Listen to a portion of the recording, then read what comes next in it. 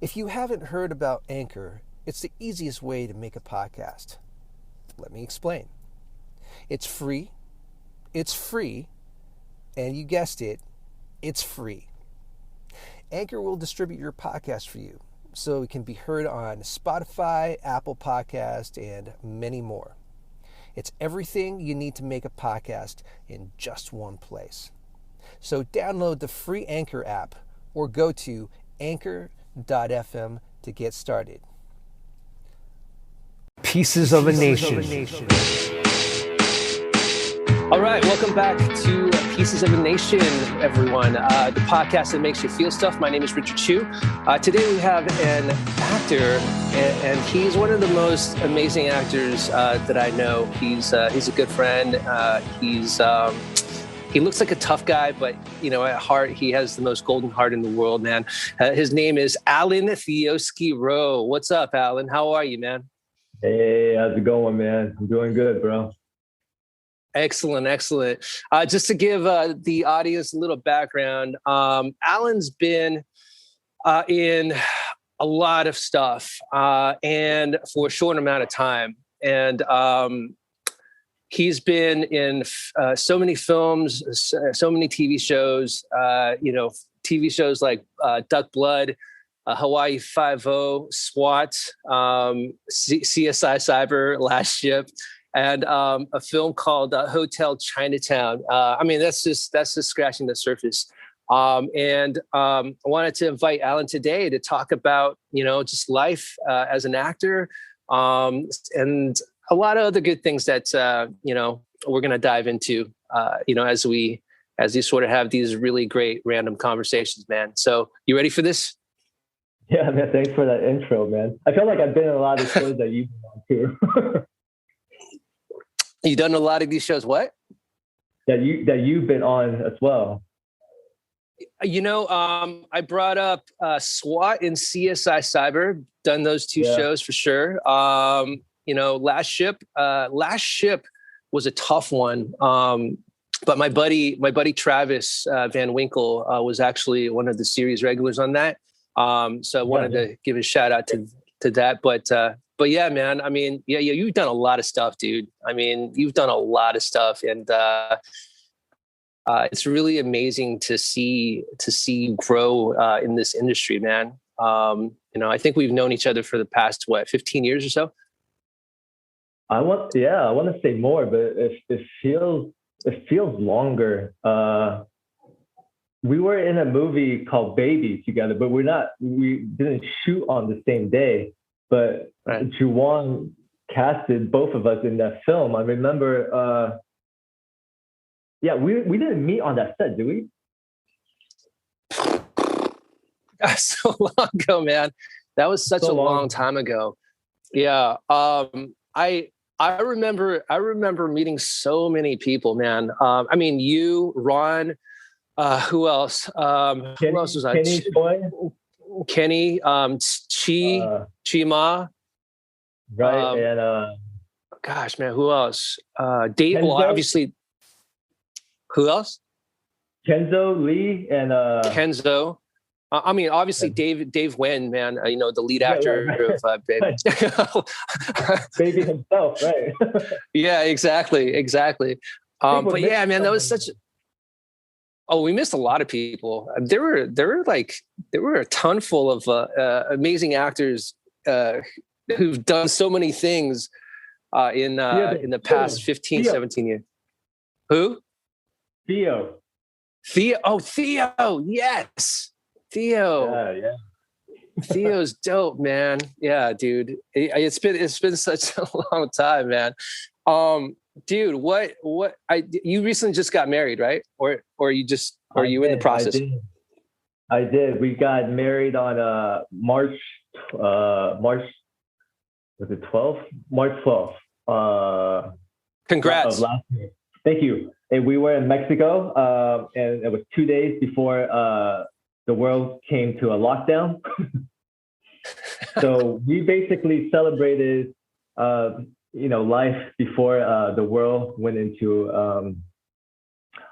chaos. Dude, we were in Mexico, so we barely flew back, and then one of our guests that was from Sweden, her flight actually got canceled. She had to like fly to the United Kingdom, and then find another flight to Germany, and then fly back to Sweden. So she had it rough, man. Wow, man, dude. I mean, dude, the last year has been so crazy, dude. God, man, how did you deal and manage your time in 2020? Oh man, when we got back from our wedding, I think I was basically in denial, man. I was like, oh, this is gonna pass by like it's nothing, like we got to figure it out. And unfortunately, we didn't control the virus well enough.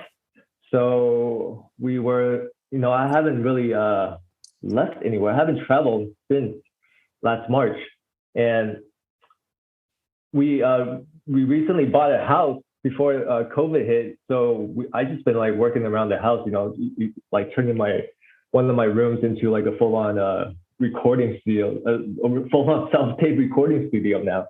So this is like my office, and just been working on this throughout the whole time, and just trying to like cope with not working, just kicking back and just trying to figure stuff out as we go. How did you deal with it, man? 2020, man, it was such a roller coaster ride for me. As you know, I have a kid. He's 3. He just turned 3. So he's like, he kept me really busy. And I was producing. I was focusing more on producing. I still am, and it was great because it kept my mind off of it. But when the pandemic hit,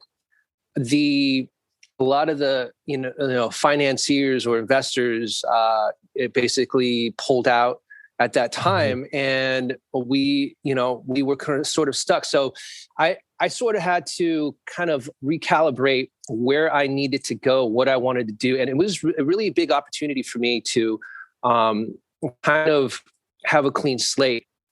So I've always wanted to write. I've always wanted to direct. So I ended up directing 5 shorts last year called Quarantine Rabbit. Yeah, man. And it's on Instagram. Yeah, man. Yeah, it was so fun because I was using my kids' stuffed animals for all the characters, and it was great. It was great. So now I'm working on the feature film of Quarantine Rabbit, and amongst other stuff. So, but 2020 was a really good. It was havoc, but in the havoc, in the darkness, I was so determined to look for the light, to look for the gold, man. And I just did my best to keep my head up. I felt really blessed to have my wife with me. I can't imagine being locked down, going through this alone, by yourself. And I just feel really fortunate that my family and my close friends were around. It's rough if you think about it, just like, spending those times by yourself, Yeah, I mean, isolation was probably the key word in 2020 for many people out there. I talked to so many people in 2020 and how they were feeling, and it just sort of saddened me. It was really depressing. But I was probably depressed for a good 2 months, like towards October, November, but around December, I sort of came out of it. I was just so depressed that, I have friends that were super depressed, and, there's nothing much you can do for them, except for just, be there to support them and be their friend, So yeah, it was tough. It was tough towards the end of the year. Yeah, well, like I feel like it's finally hit me now. Like I just in the last I mean this last month we so many people passed away in my life. Not including, I mean, Clint himself passed away, and then in the last uh, actually, let's see, 48 hours now, I have three friends just all of a sudden just passed away. So I felt, I don't know, I don't know how you feel about this, but like as an actor, like we like the most uh, thing that like worries me the most is like, oh, where's my next gig, right? Or where's my next job coming from? And then I had to step back and go, why am I worrying about this, like every single day when like what really matters is we have our good health every day. You have your family with you, and that's really all that matters, man. And I just felt so like out of whack, a little bit, to feel almost like selfish, to have these non essential feelings. But it's really rough, man. So many people losing their lives to not just COVID but cancer itself. Yeah, just currently dealing with all that and try to find sense out of all this. So Yeah, no, I get it, man. I get it, man. No, I get it, man. I mean, I wouldn't look at it as like, determination in our sort of like line of work as like selfishness. And, we're really focused people and we're really determined people.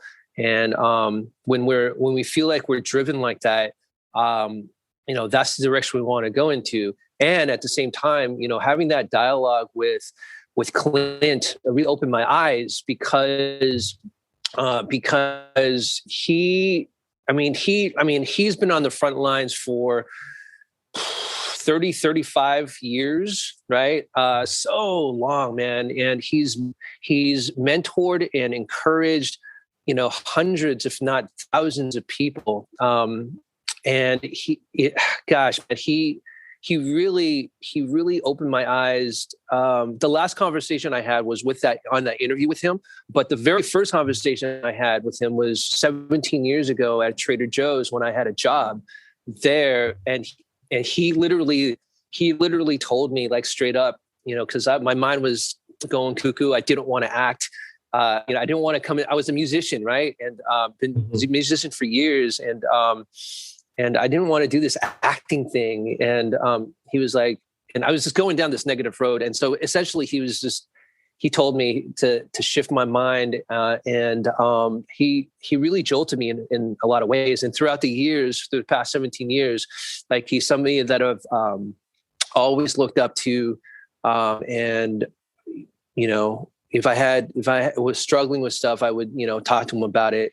But I think that last conversation I had with him, which was like 2 years ago, in that interview, really opened my eyes that, life, acting is only 1% of our lives, and, I've got to do things, other things, and be the best. Like, for instance, I've got to be the best family man I can be the best dad I can be the best husband I can be the best community, person that I could be, So, but I feel like you have that as well, man. I mean, I've heard so many stories about you supporting your fellow actors, man. I've heard so many good stories about you always being so amazing and so kind-hearted. So I think that in itself really lands as such a strong foundation in terms of, there's two types of actors that I feel like in this industry, which are people that, are insecure and selfish, but there's also the other ones that are secure and confident with themselves, but also super giving. And you are that in that lane of confidence and super giving and extremely generous person, man. So I just want to give you that dib, man. Good man, thank you. I feel the same way with you, man. Like, I remember meeting you. I mean, it was back in the days. Like, there's the Asian part. Like, it's like me, you, Leonard Wu, Robert Wu, and like Yeah. all of us, right? We all see Yeah. each other. And the way I see it is like back then, it's like, man, like we can't take all the roles by ourselves, right? And we have to kind of just share a part with each other. And I always, if I could always come out of the audition room, like if there's something like that needs to be said, like I would totally pass it forward, you know? And I don't know, man, like I just feel like, why be a dick, you know? We're all in this together. We're trying to be the best versions that we can be. And we have to kind of stick together as form a brotherhood, or else we just kind of be traveling this journey alone. And who wants to do that, right? But I also am the way I am is, you know, probably really thanks to my parents for showing me the ways and teach me to be kind and stuff. But also, my story with Clint was, you know, I met him working on a short film together, and he was just so giving. Like when you're doing this thing with him, like he's just so, he'll give you pointers and just really take you under his arm. You know, he, after the shoot, he invited me to his one of his, you know, parties that he always had at his house, you know, his barbecue cookout, stuff like that. And you know, like, I'm not a very, I might seem like a very outgoing guy, but really, I'm really shy inside, you know? So like, I didn't want to go to his thing all by myself, but then I stepped it up and went there. And, you know, the first thing I get to his house, he just introduced me to another actor named Tom E. You know Tom? Tom E.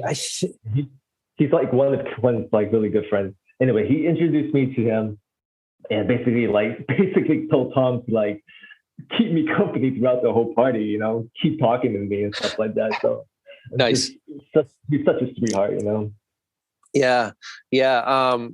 I mean, talking about like having such a good grasp on career. I mean, you started you know, I forget what year what you started in, but one of your first like major impacts was Duck Blood. You know, I'm sure you've talked about this many times, you know, but Duck Blood was one of those Taiwanese TV shows where you played. Well, I'll let you explain a little bit about it, and we'll go from there. How about that? So Duck Blood Soup is actually my character's name. So in Chinese, it's called Ya Xue Tang, right? So they kind of just kind of direct translated into English. But okay, so that was I started acting in the year 2000, and that was my very first audition. So it was one of those stories where like the beginning of luck, right? I went in there and just overacted like crazy. Like I was over the top because I grew up watching Fresh Prince of Bel-Air, like all these sitcoms, Martin, right? So they act really outrageously like over the top, like talking, right? So I went into the audition like doing my dialogue, just like, I'm gonna fucking kill you, like just ridiculous, like overacting. And then, but for some reason, my character, the director foresee that character to be really over the top. So basically, I was really just at the right place at the right time, having my looks and matching my over the top acting, and they, you know, blessed me with a job. And you know, that job taught me a lot of stuff. You know, a lot of how to act in front of the camera, and it took me to a lot of places as well. You know, I went to China, I went to Xiamen, I went to Taiwan, I went to Beijing, Shanghai for the show, and then after that it was crickets. Like I couldn't even get an acting job to save my life. So it was one of those stories where the beginner's luck got me started, and go, here, work your way back up. Isn't the godmother of acting, she sort of likes to tease you a little bit, and just to make Oh, make you realize how much you love this craft, right? exactly. Like the stories of like a lot of actors where I quit acting. And then the last audition you go on after you say you quit acting, you book that job, right? Wheels you in and brings you right back, right? It's one of those things. So man, It's I haven't had, it's so I haven't, it's so go ahead. Go ahead. No, I haven't had a balls to say I'm gonna quit acting and then book my fucking series regular or something. But I just love this too much to ever say the word I quit. But it worked for a lot of other actors, I guess. Well, I had the stupidity of quitting acting for 3 years, right? I wouldn't say the balls to, but You took a pause, I think, right? Or did you what? quit? Because you had like family to take care of, right? That's the reason why you took a pause, right? I took a hiatus. I guess that's not really quitting. You're right. That's really more of a hiatus, but it was a hiatus of. I mean, this is where the godmother of acting gets. She senses it. I took 3 years off. Didn't want to do anything. One of my buddies, Christopher. Christopher. Oh man, I can't remember his name, but he's been working for a while too. When I saw him after my 3-year hiatus, he goes, "Dude, you shouldn't have quit. You shouldn't have." Took a vacation from this because we've been working. I go, dude, I needed it in my heart. But as soon as I decided to come back, I booked SWAT, right? And I thought, man, this is what godmother of acting does. She gives you this, and then for the next several months, like 9 months, I had nothing. Right? It's crazy. It's nuts, the stuff that we go through, man. I had a similar film too. Like shortly after Baby, the film that we were in, a job opportunity took me to live in Shanghai for 2 years, and I remember like I never said the word quit, but I basically took a pause too to go to Shanghai to do this job. But I lived there for 2 years. I came back. And I was like, fuck, what am I going to do? It's like, and then all of a sudden, like, one of my acting class, commercial or, the things that the email that you get alerting you about certain classes popped up like out of nowhere. And then like, that brought me back into acting class. And then like the acting class brought me to get my first to contact my agent again to tell him I'm back, and then the first audition I get, boom, I booked it. Right? It's exactly a story like you, man. Like you go away for a while, you come back, they'll wheel you in, and then nothing. It's insane, man. Well, I mean, dude, you have about over 100 credits right now, man, and you've definitely put in your time, your energy. Can you describe, what your journey has been within the last? I know you've been working acting for more than 15 years, but I just want to kind of bracket it into 15 years, right? And so, like within the last 15 years, like what's been your biggest struggles, and how have you been able to overcome those, keep going? What makes you keep going? Okay. The struggles. I don't think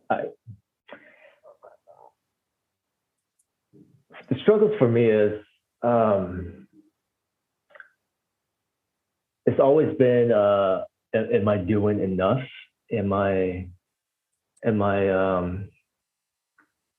Actually, I have a bunch of struggles, man. Okay, so one of them is, am I doing enough? Am I keeping up to date? Am I feeling lazy as far as like trying to learn more stuff? Like the fear of not learning enough to be competitive. And the other struggle is like being really afraid of where my next job is coming from, or if it's ever going to come, right?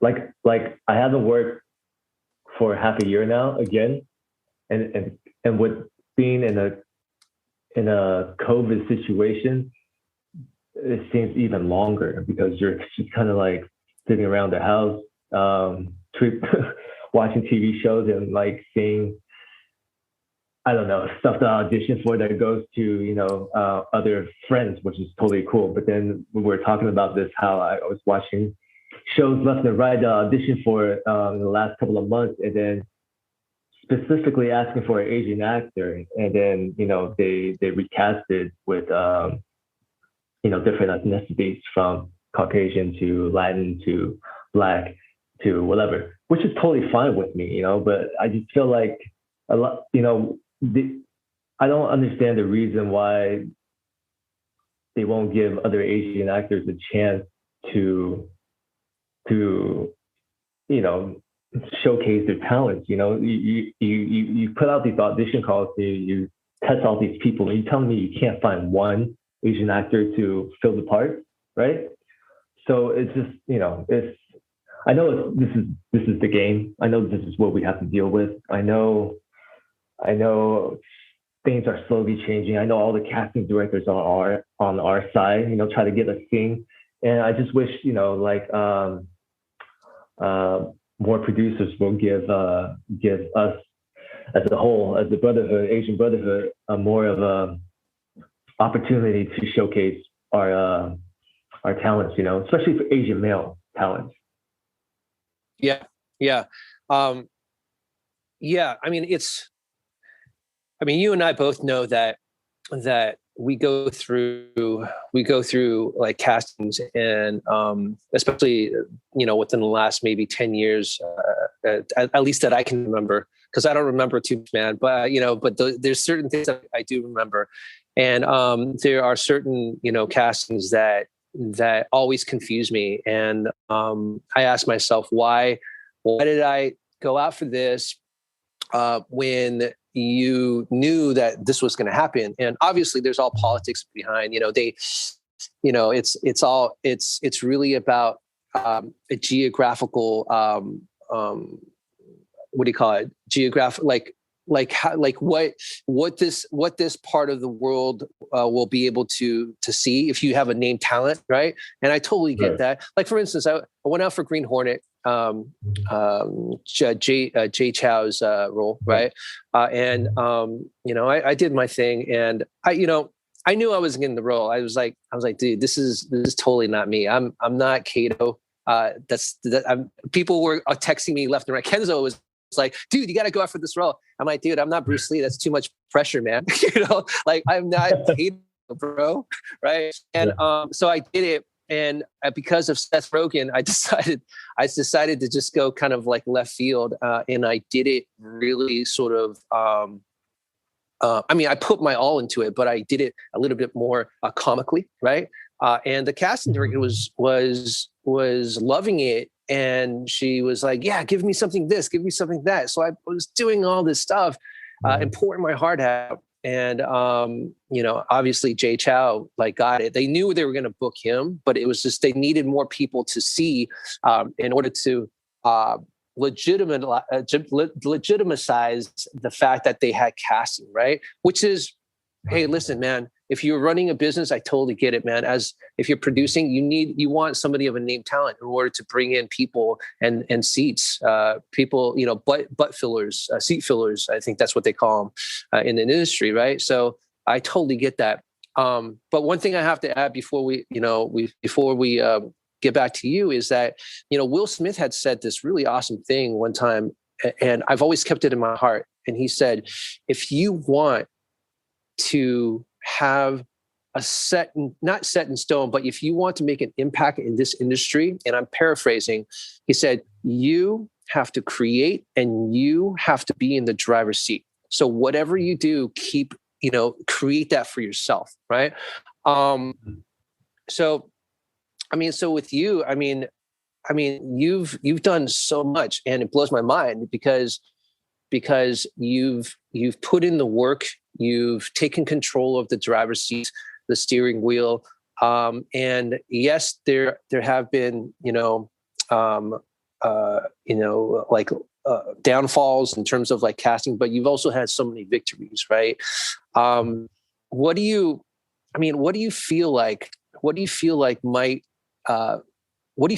shift within the next 5 years in the industry with everything going on right now?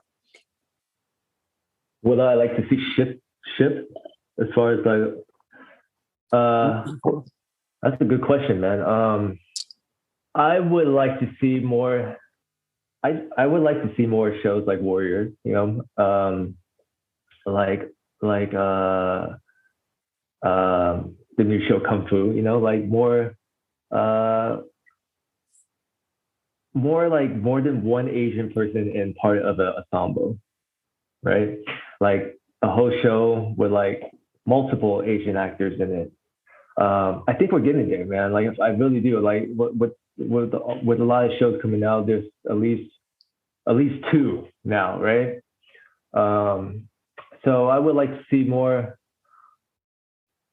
You know what? I really like seeing all the stuff, all the family shows, like sitcoms that have like multiracial family members now.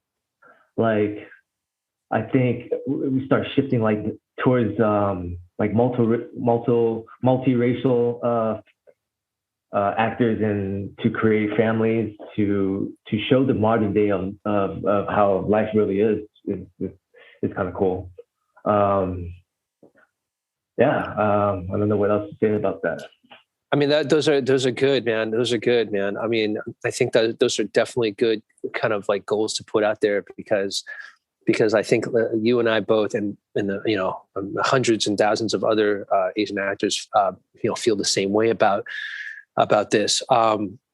You mentioned I'm kind of like a pivot a little bit because I find this one thing interesting that you said before that you're doing a studio. Is it for a music studio?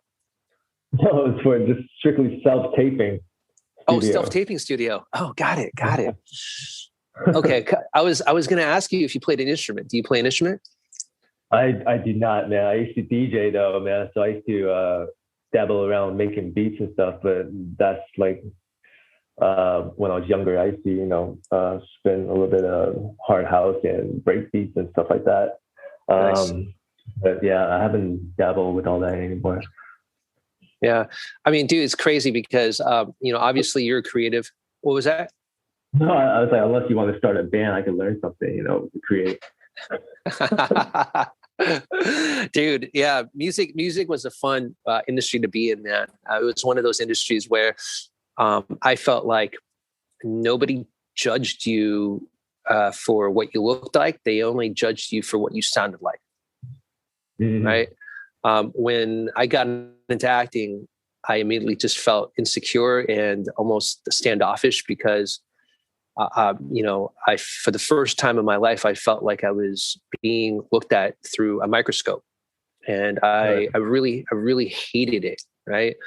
Plus, my parents were like, dude, what, you jump from music to entertainment, acting now? Like, what the F? What are you doing, man? You're not making anything of yourself. Why are you doing this? So why don't you become an engineer or a software programmer or shit like that, man? But yeah, I guess that's really the biggest question for you is, you've been acting for a very long time. What are your parents? What did your parents think in the beginning? How did they support you? Did they not support you? I was really lucky, man. My parents being the very non-traditional Chinese parents, man. I believe my parents were kind of hippies when they were young. They grew up they were in the 70s. They were like teenagers, so they kind of dabble around with, the whole hippie stage in their life. So, my parents both actually really supportive of my dreams and my passion. They put me in a position to really just succeed in everything I do. So I'm really grateful towards them. So my mom, my mom and dad grew up in Taiwan, and I was born in Taiwan. and they they really had to reinvent themselves after coming to America.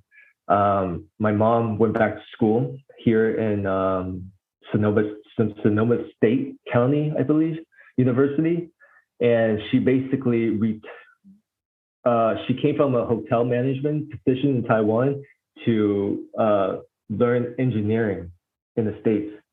And then she became a senior engineer,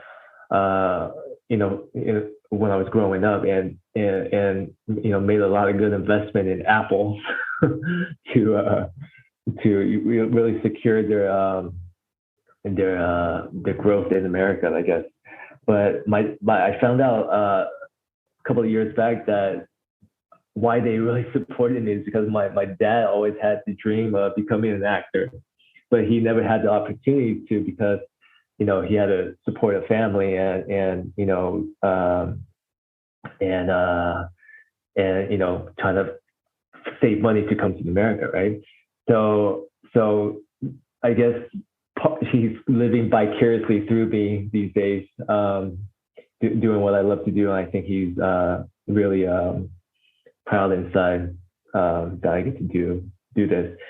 And yeah, man, I just feel really blessed because a lot of Asian parents would be like, you need to go this route, get your, PhD, become a doctor, get your money that way. But I've been really blessed in that sort of way. What did your dad do? So he fulfilled his dream of becoming a flight attendant. Back in Taiwan, he worked for China Airlines. So back in those days, in the late 70s, 80s, to become a flight attendant is more like it's like a model search. So he went to a casting hall for China Airlines, and you had to be at least 6'1", and then you have to at least all the women had to be at least 5'8". So it was like a total model search. And when he got that, he was like, I made it. As far as like being in the entertainment industry, right? So he really enjoyed that. And I remember, remember Leo and Catch Me If You Can, walking through the airport or being proud. Like back in those days, like that was like, they're the shit, right? So he was really blessed to be part of that, man. That's so crazy, man.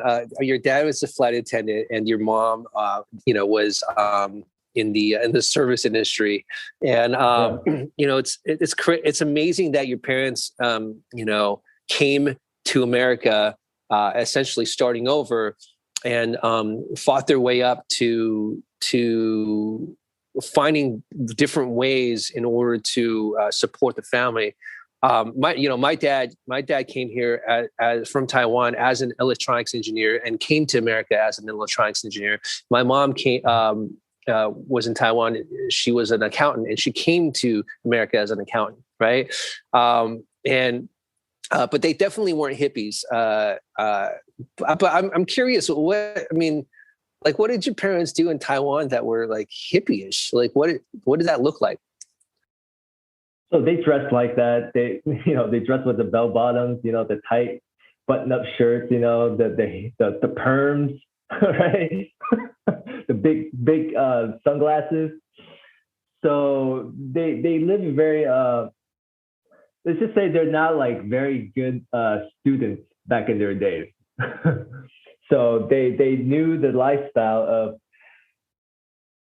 the artistic way, I guess, right? They're not on the path of reading books and doing all that. So that's like now I think back, like my mom like hated reading books, and she invented herself by like doing studying for being an engineer. I mean, it was like 4 years of like school that she had to go through, which she hates, and made something of herself to support me and our family, So big ups to her, man. Yeah, man, that's so amazing, dude. That's so amazing, man. Yeah, I have to give it up to our parents, because they came to a country that they weren't familiar with, how to learn a language, and he really fought hard in order to support us and want the best for the next generation. It's funny because I look at my kid, and I'm an artist, man. I mean, I'm an artist and a businessman as well. But in terms of like artistry, I've spent a lot of my years being a creative, and and when my son was born, I realized, okay, well, I've got to understand the business side of things and surround myself with as many business-minded people because I like to open doors and create something for him and his generation that hasn't already not. Well, I don't want to say hasn't already been created, but I just want to create those steps for him, those doors for him, so that if he decides that he wants to cross those doors, he can. But if he doesn't, it's okay, because it's all about the next generation and how we can support the next generation. Right. Right. I mean, because dude, to be honest, we're both getting old, man. We're old farts, dude. True that, man. Yeah. So I gotta start thinking about having a kid too before it's too late. You guys working on it? Not right now. Maybe soon. I'll keep you updated. Got it, man. Definitely. What, dude? I mean, dude, you're such a creative guy, man. Like, tell me a little bit about your creative day, man. Man, this is such a hard question to ask for me, because I'm sort of a random type of person, and I will jump from different subjects to different subjects, and that's how my brain works. Right. I'm not sure how you work in terms of reading books or art or certain things like that. But what do you do to fill in that creative vacuum for yourself? I guess that's the question. For me, I work the best if I have a set schedule.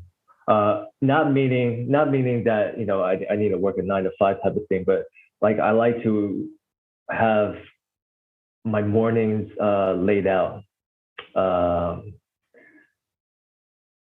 like every day the same. So, for example, this might sound a little crazy, but I get up at 3:30 in the morning every day.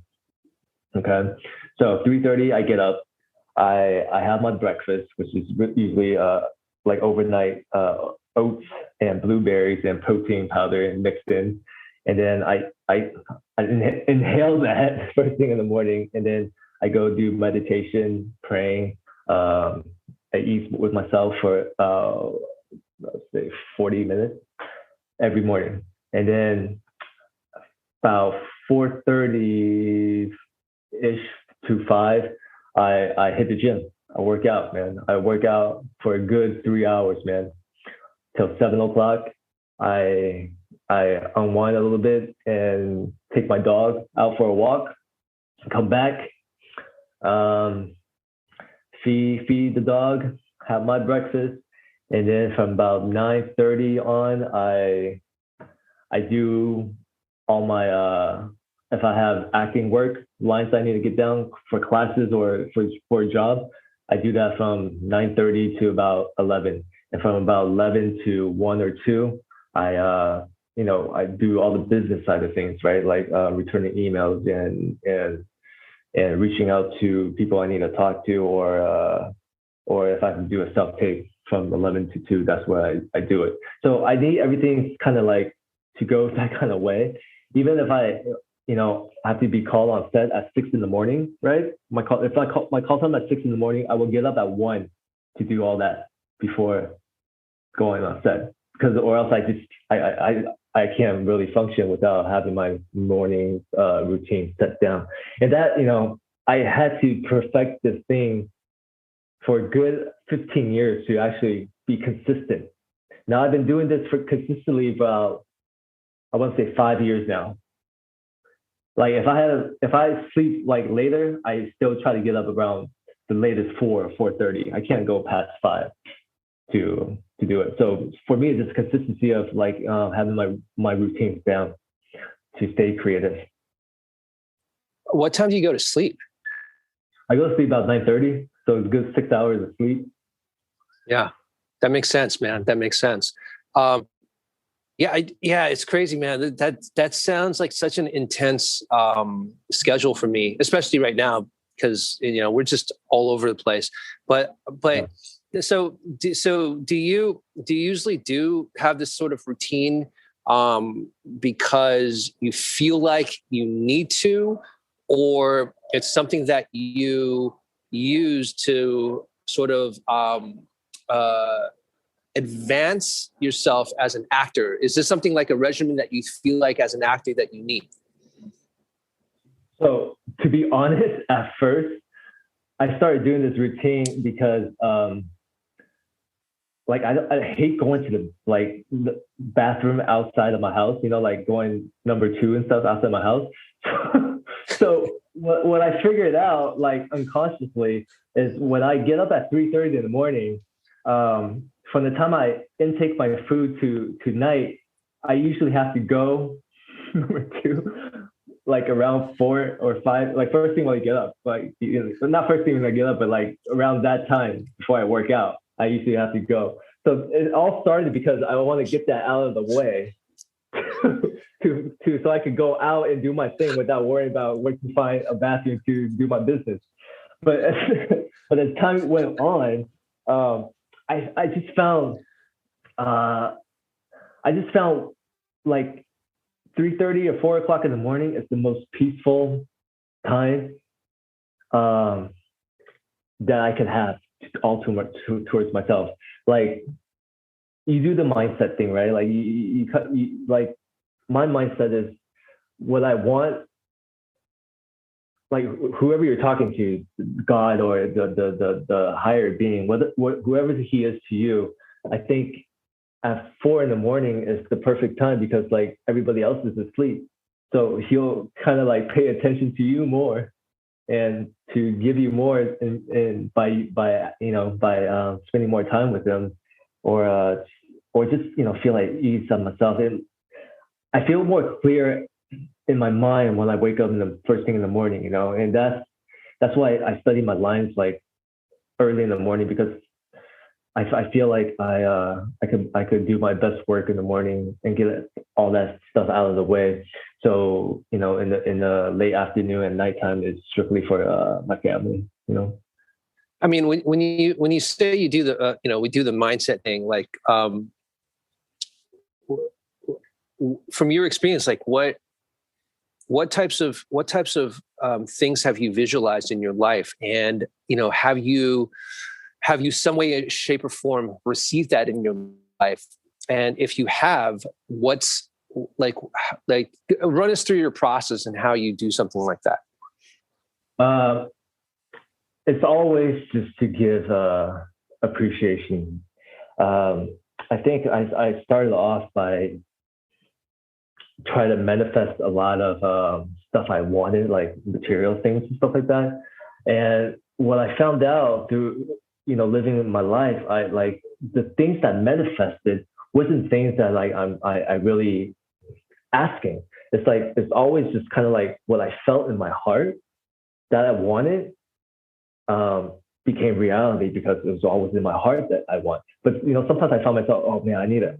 I want to book Hawaii 5-0, whatever, right? And that's not something that's really in your heart. It's just something you want, right?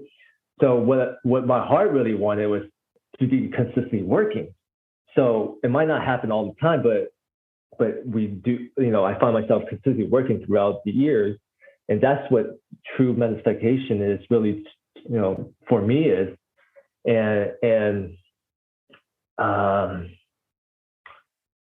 yeah, I just lost everything. No, man, I know that makes sense. That makes sense. Like, so you were on a track of just really listening to your heart, and it's not about material things. It was a little bit more it was a little bit more about the long-term goals rather than the short-term goals, right? Because the whole idea of material manifestation is short-term. It's all it is, right? It's just short-term. Right. But they always ask, there's always this question of, why do you want these things, right? And I feel like when we can get clear within the why, within our hearts, then we can have a clearer direction of what it is that we want in our hearts. I mean, that sounds about right?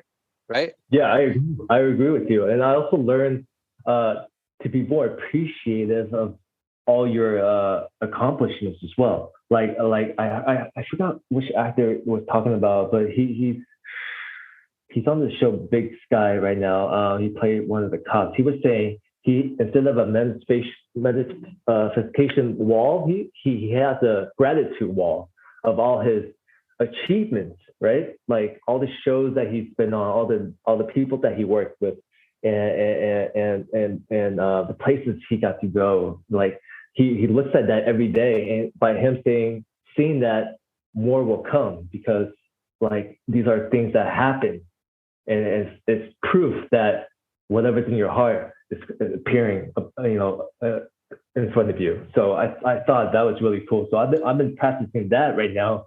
So I'm trying to build like a wall of, like just achievements and gratitude towards all that. Wow, man. You're talking about Brian Garrity? Is that him? Brian Garrity from Big Sky? He's half Asian. Oh, half Asian. Oh, okay. Got it. I think you're talking about Alessandro Giuliani. Is that him? Patrick Gallagher. That's his name. Dude, I was way off. I was so off, man. All good. Patrick Gallagher. Dude, that's man. I'm so glad you shared that, because yeah, dude.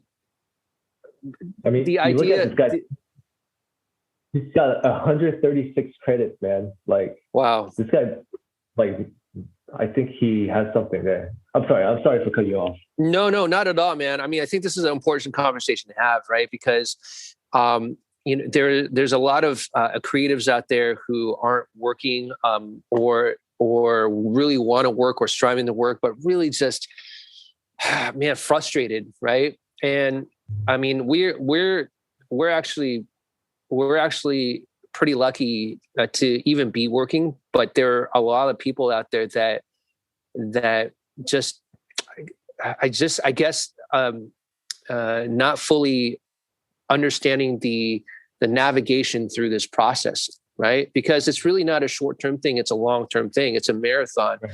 And I feel like as long as we are able to listen to our hearts and not be swayed by short-term goals are great, but when I'm saying short-term, not be swayed by short-term goals, I mean, hey man, let's not get swayed by, let's go to this party with A, B, and C. I'm talking about short-term goals in terms of, okay, for my first benchmark, I want to book a guest star. For my next benchmark, I want to book a supporting role in a feature film. Things like that, to kind of build up to this grand scheme of your vision, right? And I think sharing something like this is super important, man, because this is what this podcast is about, right? It's really trying to, dig for that gold of people that are successful, and so success is just subjective, but saying that, you have a successful career, man, over 100 credits, you've worked with some amazing people. You just bought a new house. You just got married. You have an amazing parents, man, who like supporting you. I mean, those are all things to be completely appreciative of. And I think sharing something like that is gold. Well, I thank you, man. Like I feel the same way with you. I think we're all successful in our own ways, right? Like what defines success isn't really about what the material things are, but it's really how our lives are, right? Like how wonderful really that we have it in our personal life. That's what success really is to me. And all that affirmation of the stuff, the accomplishments, is just something to remind you that whatever you believe that you want will happen, and success will just be a part of that. And we just really don't have to worry about it because once our heart's fulfilled, then you'll feel success in that whole way. So, right? Yeah, absolutely. I think you just hit the nail on his head. Not to worry about it. That's the biggest thing, is because as actors, we're just 1% of the pie, right? And for people like us that only have that thing going for them, it makes it extremely stressful. And if we can just let that go and fill our lives with other things, man, like sort of coming back full circle. And you mentioned earlier in the beginning that to fulfill your life rather than just focus on one thing, quote unquote, selfishly, right? And to really fulfill your life in a way so that you can leave this planet saying, like, I did a lot, not just in my career, but also in my community, my family, and all that, because bottom line, that's really what it counts. It's how much of impact have I made in my community, in this world. Yeah, definitely. I agree with that 100%. Yeah, that's awesome, man. Yeah, dude. It's, do you have a project? I know you have a project coming up right now. Is it in post, or are you in?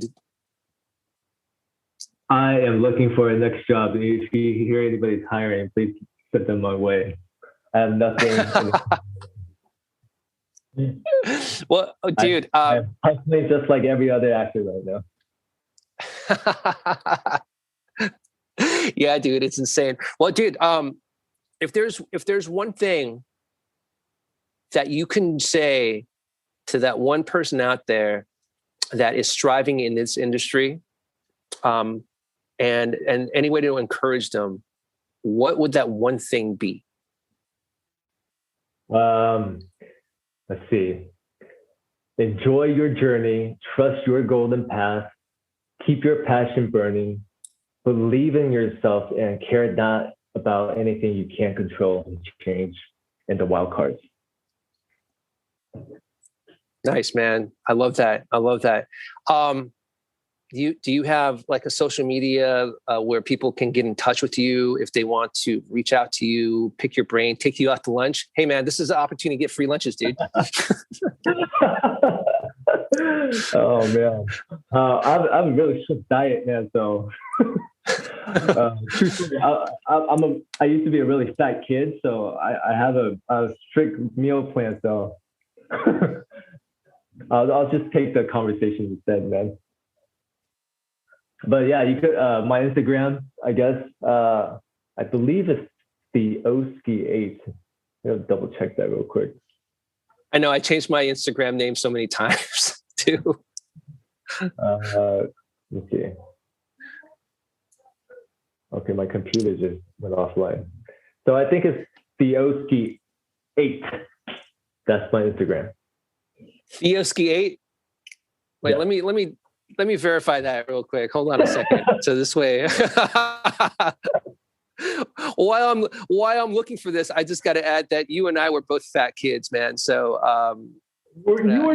so dude, I was 225, bro. 225. Dude, my heaviest was at 240. So I beat you. Oh my God, I can't believe that. Wait, how tall are you? I'm 6'1". So Okay, yeah. well, that makes sense. I'm 5'11", so you have 2 inches more of weight that you can beat me up.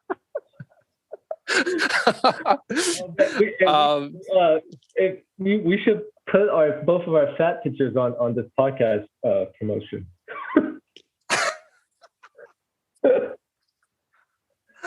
Dude, that's how we're gonna promote it, man. It's two Asian fatties, dude, talking. But you know what's funny about that is that I know a lot of actors that are skinny now and that used to be fat. Like there's a lot of dude. Acting forces you to be skinny, right? I guess so, man.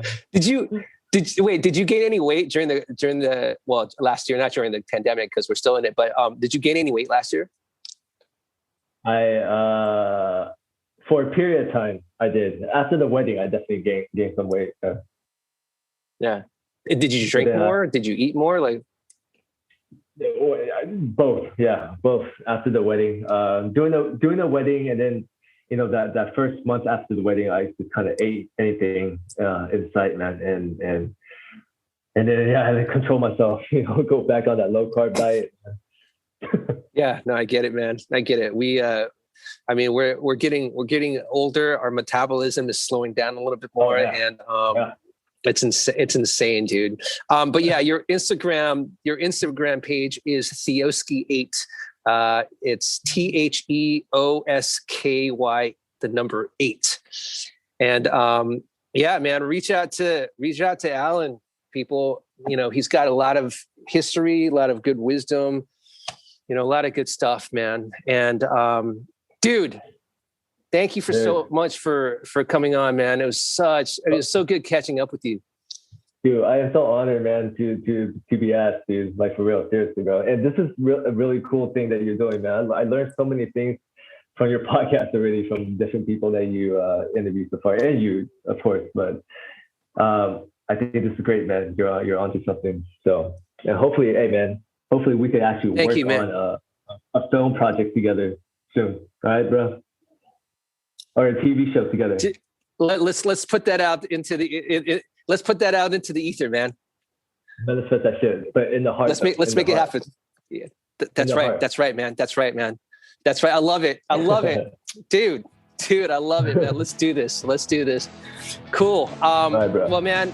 Again, man, thank you so much, and man, you rock, dude. I love you, brother, and honestly, you're one of my favorite people. Yeah. Good, man. Thank you so much. Thank you, man. All right, dude. I'll talk to you soon. All right, brother. All right. Yeah. Bye.